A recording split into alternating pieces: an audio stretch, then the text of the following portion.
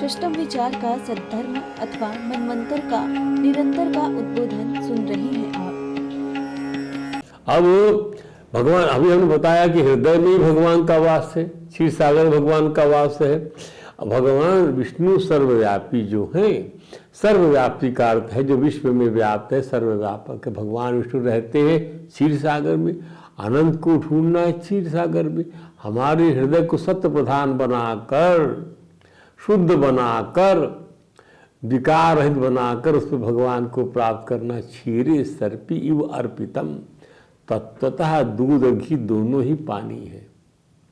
घी यदि पानी नहीं होता तो आग में छीड़ नहीं होता, जलता नहीं। आवाज आती ना घी जब जलाओ तो पड़पड़ के पानी निकलता उसमें से। हाँ, सोना आग में नहीं जलता, वो पार्थिव है।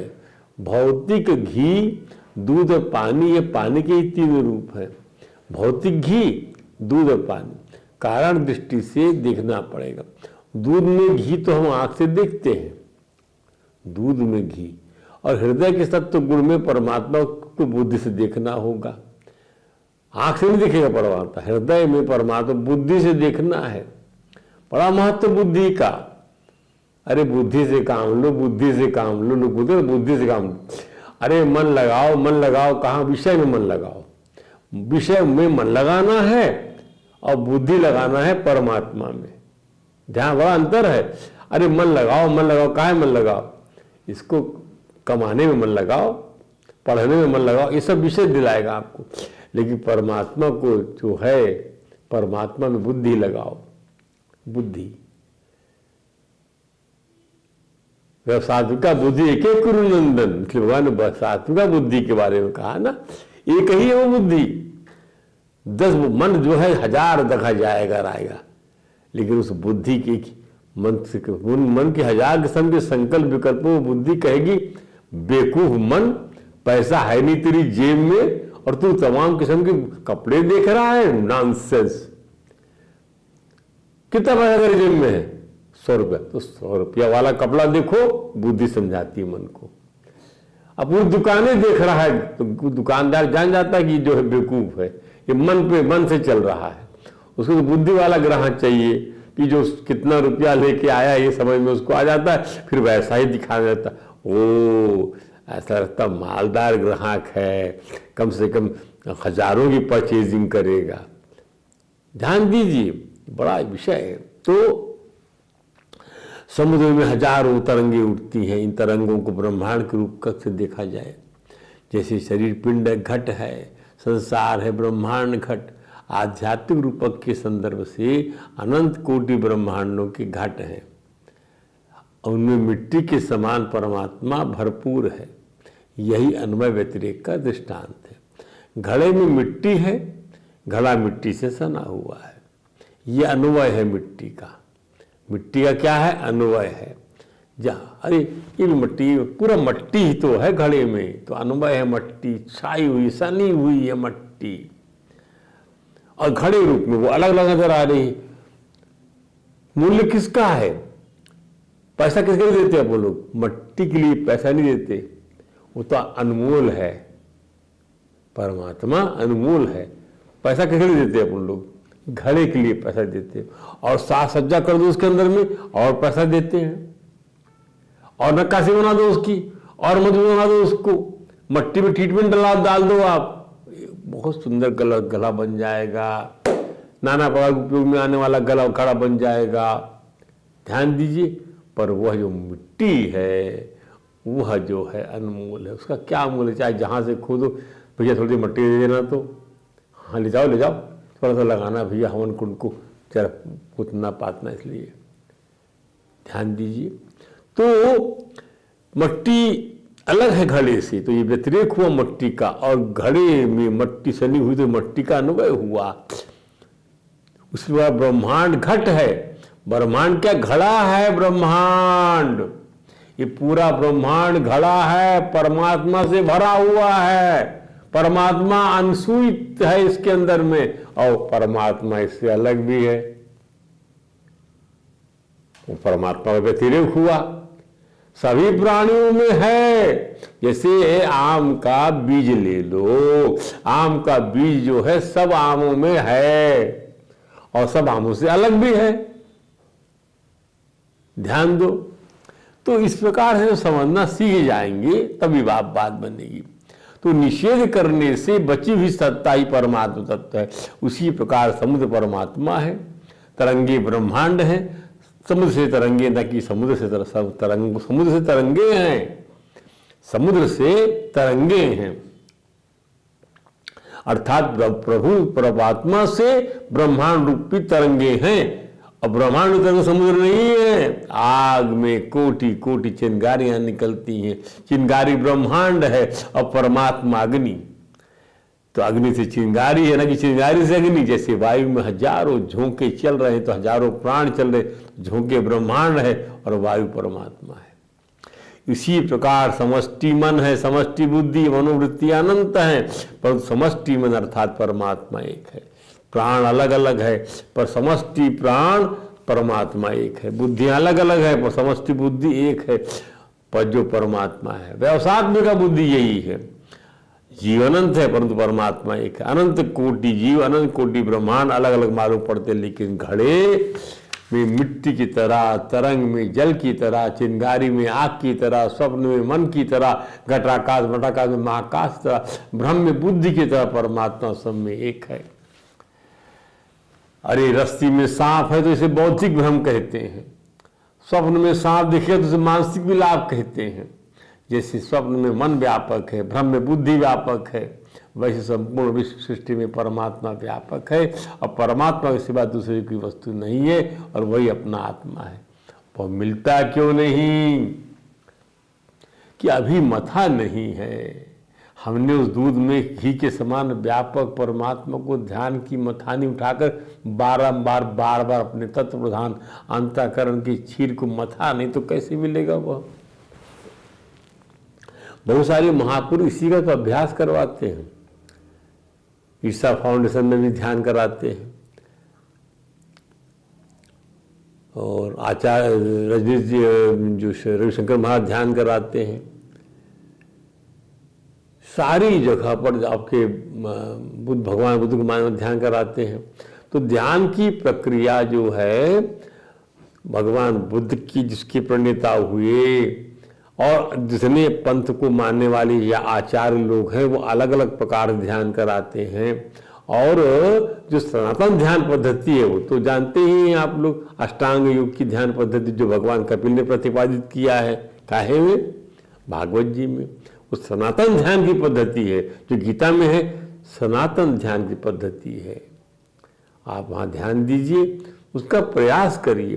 जब सब वृत्तियाँ आपकी जो है परमात्मा के रंग से रंग जाए तो बैठे बैठे ध्यान लग गया। आंख बंद भी नहीं हुई और ध्यान लग गया। आंख बंद भी हो गई और ध्यान नहीं लगा।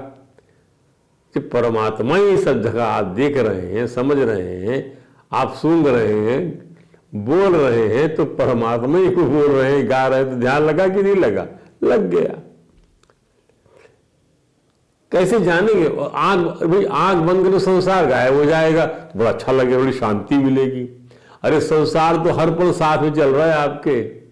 आंख खुलेगी फिर संसार आ जाएगा। तो क्या दिन भर आंखें बंद रखोगे क्या? आंख खोल के भी देखो संसार को, तभी ध्यान लग जाए आपका। यही गीता है। भगवान ने आंखें खोलकर योग मुद्रा में गीता कही थी राजा अर्जुन को। तो योग मुद्रा में जब रहेंगे आप, ध्यान तो लगा ही हुआ है। आंख को आधी खुली, आंखें बंद रखने का थोड़ा सा अभ्यास भी कर सकते हैं आप। इस प्रकार से करना है। सर्वत्र उनको देखने का अभ्यास बन जाए तो आंखें आपकी दिव्यता की तरफ चली जाएंगी। सर्वत्र सुनने का अभ्यास उनको बन जाए तो आपके कान जो है दिव्यता की तरफ चले जाएंगे। सर्वत्र सुनने का अभ्यास बन जाए तो आपके दिव्यता की तरफ आपकी नासिका चली जाएगी। सर्वत्र मनन करने का अभ्यास बन जाए तो मन आपका उधर चला जाएगा। सर्वत्र उसी को देखने का, सुनने का, समझने का, स्पर्श करने का ऐसा बन जाए तो क्या पूछना है? यही तो कीर्तन है, यही तो श्रवण है, यही तो मनन है, यही तो ध्यासन है। और है क्या? बड़ी शांति मिलती ध्यान लगाने से। और फिर ध्यान रख के जब वापस आए संसार में तो और संसार में कोलाहल है। कोई ऐसा संसार मुझे बताइए जहाँ कोलाहल ना हो। अरे भाई साइलेंट रहो, ध्यान लगा, भाई वो अभ्यास की प्रक्रिया में साइलेंट रहने के लिए बोला जाता है। लेकिन हम चलते फिरते भी हमारा मन यदि लगा हुआ है, भगवान से कहते मन मुझे दे दे, तू अपना मन दे मुझको। कहते भगवान मयि मनाधस्त्वा मयि बुद्धि निवेशया निवेशस्यसि मय्येव नाऊर्ध्वं मत संशया। जब मन बुद्धि दे दोगे तो मुझ में निवास करोगे। अब इसका थोड़ी कि आंख बंद कर दिया और निवास करना है, जंगल में घूमते चले जाना है, नहीं। मन बुद्धि देकर संघर्ष करने का हमारे संघर्ष जो करो। तस्मात् युद्ध तस्मात् उत्तिष्ठ यशोलो सत्वित भूक्षम राज्यम समृद्धम मया वैते नीतापुरो नियत मातरम भविष्य साचिम। तस्मात् युद्धाय कृत निश्चय, युद्ध के लिए निश्चय कर। भगवान ने पूरी महाभारत हमने लिखा है अभी भगवान व्यास की कृपा से, उसको जो है पुस्तक साइज में बनाया, उसको इतने बड़े हजारों पेज ग्रंथ को, हजारों श्लोकों को हमने समराइज करके उसकी विवेचना लिखी। तो हमने पाया इतना ज़्यादा उसके अंदर में कोलाहल है, युद्ध का कोलाहल, एक दूसरे को मारने का, एक दूसरे जलन करने का कोलाहल, सब कुछ है उसके अंदर में। और भगवान जो है वहाँ पर जुड़े हुए हैं आपस में, सबको समझा रहे हैं भगवान। अपने वंश को भी भगवान नष्ट करते हैं। कहते हैं गांधारी के श्राप को भगवान जो है स्वीकार कर लेते हैं। सबको भगवान ने अपनी भगवत्ता दिखलाई, वो गांधारी को नहीं दिखलाई। बोले तू क्या बोलती है, जो तू बोलती है वो तो होने वाला, जो तू बोल रही है उसको तू श्राप का नाम भर ही दे, पर वो तो होने वाला। तो उसकी तेरे मुंह से मैं ही कहलवा रहा हूं उस बात को कि ये दोष नष्ट हो जाएगा। क्योंकि ये दोष को न देवता मार सकता, ना मानव मार सकता, वो तो आपस में लड़के मरेंगे। वाह, द्रौपदी के साथ तो भले लोग भगवान तो मुस्कुरा रहे थे, बाकी और लोग क्या घबरा रहे थे। तो भगवान की वैराग्य लीला है। तो आइए इस कथा के अंदर में हम बात करते हैं, समुद्र मंथन की बात करते हैं कि एक महाराज सुखदेव ने एक प्रसंग को भगवान की लीला कथा से इस प्रसंग को जोड़ दिया। एक बार युद्ध में दैत्यों ने देवताओं को बहुत पीड़ा पहुंचाई। दैत्यों के प्रहार देवता लोग मर जाएं और फिर भी जी ना सके। दैत्य लोग मारते थे और देवता मर जाते थे और जी नहीं पाते थे, क्योंकि दुर्वासा जैसे साफ से गत श्री हो गए थे वे लोग। भाई उन्होंने अपमान कर दिया, अपने देवराज ने अपना ईश्वर दिखलाया दुर्वासा को, उनके द्वारा दिया गया माला स्वीकार नहीं किया, तो यज्ञ आदि का नाश हो गया था। विष्णु पुराण के अनुसार दुर्वासा जी के श्राप का कारण यह था कि जब अपने गले में ताजी परिजात पुष्प की माला धारण की आ रहे थे कौन तब उन्होंने अपने सामने देवराज इंद्र को अराव हाथ चढ़ी हुए आते देखा। ऋषि श्रेष्ठ प्रसाद के रूप में वह परिजात की माला देवराज को पहना दिया। देवराज ने तो मद था श्री का, बड़े बड़े देवताओं के स्वामी थे, इस घमंड का उन्होंने माला को गले से निकालकर ऐरावत हाथी को पहना दिया। पता नहीं क्या, इसको भी समझ आइए। इसको हमने पुस्तक में लिखा है कि ऋषि तपस्या करते हैं, देवता विघ्न करते हैं। क्यों ऐसा होता है? ये सब कर्म विपाक जब बनता है तो ऐसे ही कर्म विपाक बनता है कि भाई देव पद को ना प्राप्त कर जाए ऋषि लोग, तो ऋषि की तपस्या भंग करो। यही तो है कारण उसका, और कैसे कारण बनेगा? कैसे कर्म विपाक की रचना कैसे होगी? इसी प्रकार से होगी। तो इंद्र को श्रीमत था, इस घमंड के कारण उन्होंने माला को गले से निकाल के हाथी को पहना दिया। रावत हाथी ठहरा अपनी माला, और दुर्वासा जी की प्रदत्त माला को जो सम्मान के लिए सम्मान में दी गई थी देवराज को, वह जड़ हाथी उसको निकाल के रौंद डाला।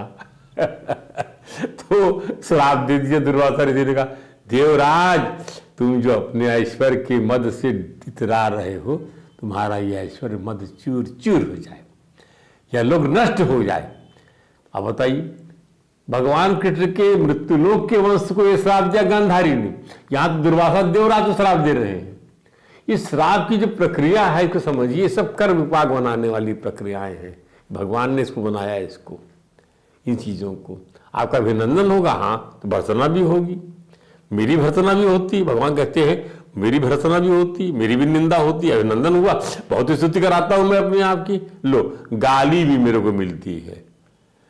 एक 100 गाली दिया देने का वरदान ले लिया उनकी बुआ ने, ले लिया। शिशुपाल बोले 100 गाली माँ ए बुआ, मैं शिशुपाल के 100 बड़ा क्षमा करूंगा। क्यों? कथा ऐसी है कि शिशुपाल जब हुआ था तो 4 हाथ थे उसके और 3 आंखें थी, और बोले जिसकी गोद में जाएगा 2 हाथ निकल जाएंगे इसके और एक 1 आंख हो जाएगी, वही इसको मारने वाला कहला बनेगा।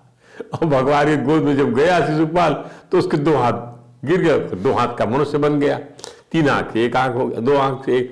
ये सब इस रूपों को समझिए। सारे आध्यात्मिक रूपक में यदि आप प्रवेश करेंगे तो परमात्मा का अमृत ही आपको मिलेगा और आपको शिक्षा मिलेगी। और है क्या अमृत? अमृत का अर्थ यह है कि पदार्थ रूप में क्यों लेते हैं उसको आप लोग? आज कितना बड़ा कुंभ लग रहा है तो अमृत के पदार्थ रूप में मिल रहा है क्या आपको वहां पर? नहीं, अमृत रूपी पदार्थ वहां पर गिरा था और उसकी दिव्यता इतनी ज्यादा थी कि ऋषि मुनि, कन्नर, गंधर्व, नाग इत्यादि सभी लोग इन नदियों में स्नान करने के लिए कुछ गुप्त रूप से आने लगे और कुछ प्रत्यक्ष रूप से आने लगे। तो वो पानी जो है अमृत बन गया, वो पुण्य लाभ देने वाला बन गया, अमृत लाभ देने वाला बन गया, जिससे आपकी मुक्ति का रास्ता बनेगा। ये उसका तात्पर्य है। अरे कोई पदार्थ थोड़ी बनाता है मुक्ति का रास्ता। मुक्ति का रास्ता बनाता है क्या? मुक्ति के रास्ते को बनाने वाले हैं संतों के चरण, मुक्ति के रास्ते को बनाने वाले हैं भगवान का अमृत गान। यही सब मिलेगा आपको वहां पर। कोई नित्य गान थोड़ी मिलने वाला है। नित्य गान मदिरापान के स्थान थोड़ी है कुंभ का मेला जो इस समय चल रहा है, लगने वाला 13 जनवरी 2025 से। तो आइए, वो श्रीहीन हो गए, ब्रह्मा जी के पहुंचे ये लोग श्रीहीन हो गए देवता लोग। तो ब्रह्मा जी ने उनकी श्रीहीन और सत्य स्थिति का आकलन कर लिया और परिस्थिति बड़ी विकट और संकटग्रस्त हो गई और उसके विपरीत असुर फल फूल रहे। तो देवता जो है वह पतनोन्मुख हो जाता है, शापित होकर, और ऐसे कर्म करके जो निंदनीय है उसको नहीं करना चाहिए। भोग योनि का ये दुष्परिणाम देखिए। देवता क्या, जो मस्त है ऐश्वर्य में, वो ऐसी हरकतबाजी करेगा तो उसका पतन हो जाएगा। ये इसका तात्पर्य है। कोई डंडा नहीं मारता, कोई गोली नहीं मारता, उसकी लाठी में आवाज, विधना की लाठी में आवाज नहीं होती और आदमी को लगता है पता नहीं क्या हो गया, क्या हो गया, क्या किया था मैंने, क्या किया था मैंने। ये कथा बन के देवराज की आ गई और जितने प्राणी हैं वो भी तो ऐसे कुछ करते होंगे, तभी उनका पतन होता है। पतन होने का और क्या कारण है? सब अच्छा ही अच्छा रहेगा? नहीं, सब अच्छा अच्छा तब रहेगा जब आप केवल और केवल परमात्मा के साथ ही सापेक्ष रहेंगे तब। तो देवासुरों की स्पर्धा और इसका श्रुति सम्मत कारण क्या था? क्यों इस पर दोनों इस प्रतिस्पर्धा? अरे इनमें समझिए, कथा को समझने पहले हम आपको बैकग्राउंड समझा रहे हैं कि देव और असुरों की। भाई देखो, दोनों ही कश्यप ऋषि के संतान, बाप एक है माँ 2, अदिति से देवता और दिति से दैत्य। बाप एक है कश्यप ऋषि। जैसे ये आते हैं वैसे वो भी जाते हैं भगवान कश्यप के पास में। दोनों जगह पर प्रहलाद क्या हुए? असुर कुल के हुए, लेकिन भागवत वो कहलाते हैं। कोई देवताओं में भागवत कौन है? भगवान स्वयंभू, भगवान शिव भागवत है, भगवान कपिल भागवत है, भगवान मनु भागवत है, मनुष्य में आ गए वो। ऋषि भागवत है, पर इसमें क्या है? भीष्म भागवत है, जनक जी भागवत हैं, यमराज भागवत हैं, सुखदेव जी भागवत है, पर यहाँ पर असुर में केवल प्रहलाद भागवत है। इतना ज्ञान है उनको। समुद्र यानी रेशो निकाल दीजिए इस प्रकार से। हम भगवान के अवतार कथाओं में देव असुर वृत्ति स्पर्धा को देखते ही और आज तक से स्पर्धा मनुष्य के परम कल्याण जो श्री मार्ग है उसको अपनाने में कैसी व्यवधान प्रस्तुत करती है कि जीव को लगता है कि उसे भोग रूपी प्रिय मार्ग का चयन करना चाहिए। इसको वेद ऐसा कहता है, श्रेयो अन्यथा अन्यतु तैव प्रेयो ते उभे नानार्थे पुरुषं सिनीता तयो श्रेयो आददानस्य साद्भवते प्रेयो हि अर्थाधीयते अर्थात् यो प्रेयो विनते हेते अर्थात वह यथार्थ तत्व से बस गिर जाता है। और जो श्रेय का चयन करता है, परमात्मा का चयन करता है, परमात्मा को पाने का चयन करता है और रास्ते का चयन करता है, उसका कल्याण हो जाता है। तो प्रजापति के 2 पुत्र हुए, सुर और असुर, सभी जानते हैं। देवता कम थे और असुर अधिक थे। इन लोगों में प्रजापति कश्यप महाराज की 2 सौतेली संतानों में परस्पर डाह या स्पर्धा जन्मजात थी।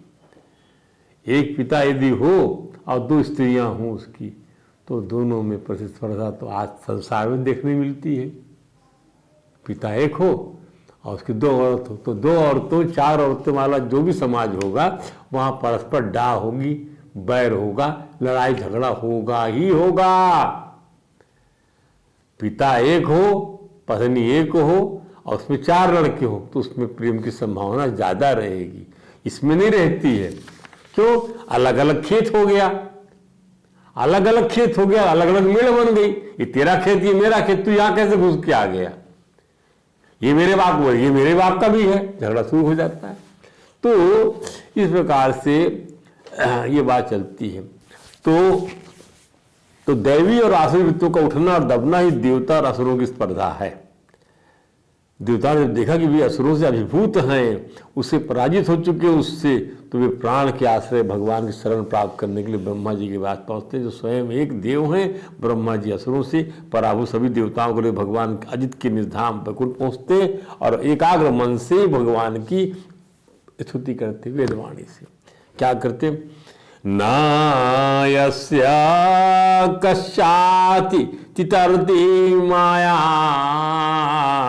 ययाजनो मोहति वेदनार्थम तम निदितात्मात्मगुणं परेशम नमां भूतेषु समं चरंतम। हे यजीत, आपकी माया, ये लोग सब भगवान के पास क्यों जाते हैं? क्योंकि शक्ति पूरी भगवान के पास है। ध्यान दीजिए, पूरी शक्ति प्रधान के पास, प्राइम वही है, सारी शक्तियां केंद्रित है, वहां पे जाते हैं। बोले हम अब कुछ नहीं कर, क्योंकि जितना बना हुआ संविधान है, जो बना हुआ उसमें क्या हो रहा है क्या नहीं, उसको उलटने का, पलटने का, संशोधन करने का सारे पावर भगवान से धर्म है, धर्म से भगवान नहीं है। इसलिए भगवान ने गीता में कहा सब धर्मवान पर तज माम एकम, मेरी शरण ही धर्म है। कोई कहते कि धर्म नहीं है। जब तक आप इस संबंध में सोचेंगे समझेंगे तब तक बहुत देर हो चुकी होगी। इसलिए कृपा ही पोषण में हम देखे, नारायण बोल देने वाला लाखों लाखों पाप करने वाला अपराधी अजामिल भी तर गया है। तो इस प्रकार से जब पहुँचते वहाँ पर वो लोग भगवान के पास, तो भगवान आपको अपने पुरुषार्थ से नहीं, प्रभु आपकी कृपा से ही प्राप्त कर सकते हैं। आपको सभी प्रणाम करते हैं। और अपनी स्तुति भगवान और स्तुति किया उन्होंने। इसलिए तात्पर्य भगवान के दर्शन न होने पर उसकी सर्वव्यापकता का बखान कर सतत प्रभु को भक्तों के सामने आने का कारण बन जाता है। धर्म की हानि का तात्पर्य क्या है? अधर्म की वृद्धि। अधर्म की वृद्धि का स्वरूप है भगवत प्रेमी, धर्मात्मा, सदाचारी, निरपराध लोगों पर नास्तिक, पापी, दुराचारी, बलवान लोगों का अत्याचार बढ़ जाना, तो लोगों में सद्गुण सदाचारों की अत्यधिक वृद्धि हो जाना। इस प्रकार से तो भगवान जो है, ब्रह्मा जी कहते हैं, भगवान इसलिए कहते हैं जिनके बल से इंद्र, प्रसन्नता से देवगण, क्रोध से शंकर, बुद्धि से ब्रह्मा, इंद्रियों से वेद और ऋषि तथा लिंग से प्रजापति उत्पन्न हुए, वे परमैश्वरशाली भगवान पर प्रसन्न हो। अब चलो, एक और हम तत्व ज्ञान को रख के सोचते केवल भगवान की भावना में डूबकर सोचे तो विश्वास करने में एक एक क्षण की देर नहीं होगी कि सभी कुछ भगवान है, सभी भगवान का है, का भी लाभ वही है जो तत्व ज्ञान होने से होता है। इस पर भी हमारा राग द्वेष चला जाएगा, मोह भाग जाएगा, देश में हिंसा का नाश हो जाएगा। अंत भगवान ने, ब्रह्मा जी ने भगवान से कहा, प्रभु आपकी हम शरण में आए हैं, दर्शन की लालसा वाले हैं, हे ठाकुर जी हमारा दुख दूर कर दीजिए, क्योंकि जो बढ़ती हो रही है असुरों की इसको दूर कर दीजिए आप। तब इस प्रकार से जब स्तुति किया है तो इसका और जो कथा का विस्तार समुद्र मंथन के रूप में भगवान किस पास से उद्योग कराएंगे। तत्काल कोई आशीर्वाद नहीं देते भगवान, भगवान खुद उद्योग में विश्वास करते हैं और इन देवताओं से उद्योग करवाएंगे, असुरों से उद्योग कराएंगे, तब जाकर कुछ इनको मिलेगा और सारे संसार को इस प्रकार से मिलेगा। यही इसका तात्पर्य। कल इस कथा को हम आगे बढ़ाएंगे। हरे राम राम राम हरे हरे, हरे कृष्ण कृष्ण कृष्ण हरे हरे।